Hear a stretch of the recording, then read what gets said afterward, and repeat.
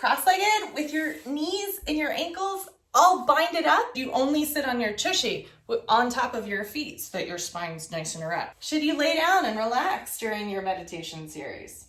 Should you invest in one of those amazing bolsters that gets you exactly where you need to be in your sit area? Hi, this is Tamara Ross, founder of My Life, My Design, and today we're talking about the best practices for your meditation and how to find a posture that works great for you.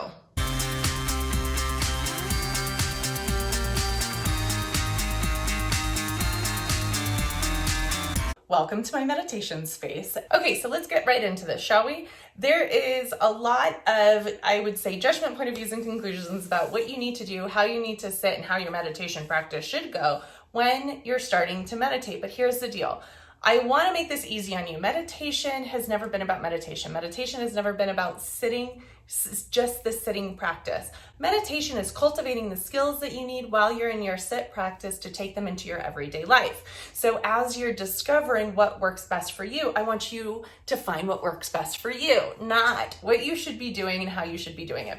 So if loaded this position of, my daughter calls it butterfly, if you can get your feet up there, that's comfortable for you, and you start to cultivate a practice where your spine can be elongated, and this is, I don't know, this is not comfortable for me, but if that works for you, you should totally do that. Now, if that doesn't work for you, let's talk about a lot of different positions and different options for your meditation practice. Okay, so option number one is to find any pillow around your house. So you can start with any pillow. I took one off of my couch to show you. You can start with any pillow.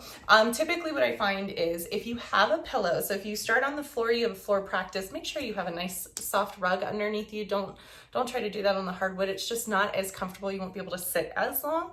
But start with any pillow, and you can just put it under your tushy.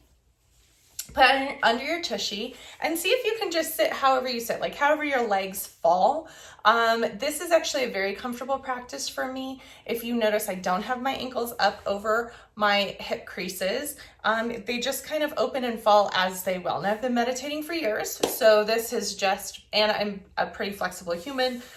I've also been doing yoga for lots of years. So this is just a nice, comfortable position. So anytime I can get my tushy a little bit higher than my legs, you notice, you'll get a little bit more comfort. That's what I found. But again, you want to find what you find. So if you are at home and maybe one pillow isn't good enough, maybe you try two. So if we have two pillows, you just kind of check it out and you go, oh yeah, that got a little bit more comfortable. Okay, so you get to play around with this. And if you try something today and it doesn't work, try something else tomorrow and see what you can do to find your best practice. Now, when I was meditating, I've done Vipassana trainings. I've been meditating for years and years and years and years.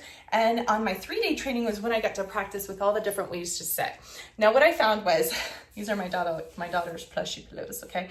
So what I also found was, if my knees had a little support under them, it made everything better. Okay, so once you find a nice seated position, if you find something that gives your knees a little bit more cushion, you'll realize that the gravity pushing them down doesn't hurt as much on your hip creases as well. So that's another option for you, is to just find a couple of pillows that you can place underneath your knees to give you a little extra support. When I did my Vipassana training, they just had like pillows and cushions all over the place. You just kind of picked what you wanted. We were going in to sit for an hour at least on end. So, you wanted to get that one right is all I'm saying. Okay, so pillows under the knees, a couple pillows under the tush. And the goal with finding a meditation posture that works really well for you, so if you're going to sit down, you're going to cultivate a practice, you're going to start creating a practice. The goal is to have your spine as straight as possible. So the spine is the place where we're going to tune in, tap into the next energy field. What you'll notice is when your spine is straight, your shoulders relax. You'll notice your arms are relaxed. Everything kind of relaxes. And so it's going to take a lot of that inner dialogue of something's uncomfortable, something doesn't feel good. It's going to take that off the table. And you may even notice that if you tilt your pelvis a different way, you're going to feel something different in your spine too. Okay. Point two to make just on your spinal adjustments is a lot of times when we meditate, what you'll notice is your head will start gaping back, or you start tilting back, just because you're becoming relaxed, and you'll notice you'll start to slouch a little bit, okay? That's not wrong either. We're not doing wrongness meditation. This is meditation. So when you start to maybe slouch, or maybe your neck comes out, like, right? Just the only thing to do is just to correct it. Like, just put your spine back into position. Okay, see if you can push your chin in a little bit, and see if you can get that straight line from the straight line from tippy top, crown of the head, all the way through the body, but also that straight line in the back of the neck. Okay, so as soon as we kink it, you'll actually it's like kinking a hose. There's like a line of energy, and you'll kink that hose. And so we want to keep opening and expanding, like wherever we've tightened in our body, those energetic centers, okay? Okay, so that's also the tip that you just want to pay attention to. Now, there's also a couple other ways that you can sit, and a couple other props that may be helpful. So there's a flat back chair. I've never found these to be helpful, because I noticed in the flat back chair, like, it kind of allows you to sit, I don't know, like this. And then there's like a, I'll show you, I'll put a picture in right now. So this is what it looks like. What you notice is, like, I never got that straight back that really allowed me to ease into my practice. Now but I know lots of people who find those helpful. Another practice is if you are meditating before you go to sleep, or you're taking like a nap meditation, right? I recommend nap meditations. I recommend meditating before you go to sleep. You don't have to do it sitting up. So you can actually do that lying down. Now, when I do mine, in order to get I find a lot of pains in my back will be released if I lay flat on my bed, no pillows, and I just allow that energy to move through. Now, one of the benefits of meditating before you go to sleep is that your brain, whatever your brain is doing, the activity in your brain, the thoughts that you have those 15 minutes prior to sleep, actually fulfill and cultivate and continue in your sleep.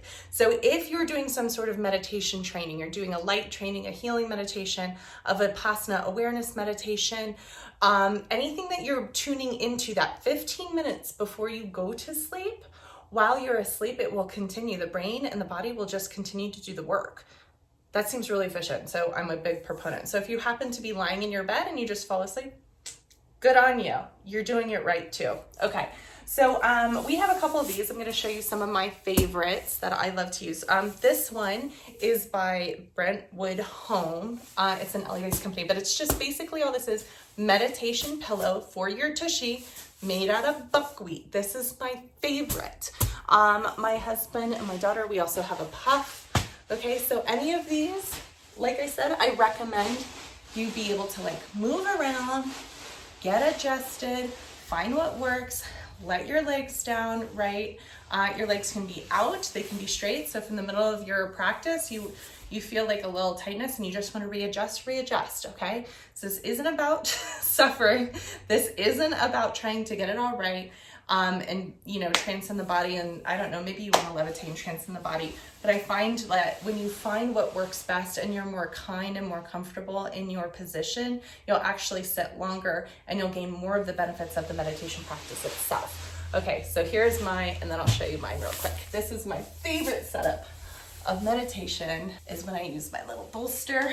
Love this guy. I just let my legs open and sit. My knees touch the ground. And then I can just go inward. All right, my friend, Tamara Lee Ross here with My Life, My Design, signing off, bringing you the message you need to hear exactly when you need to hear it.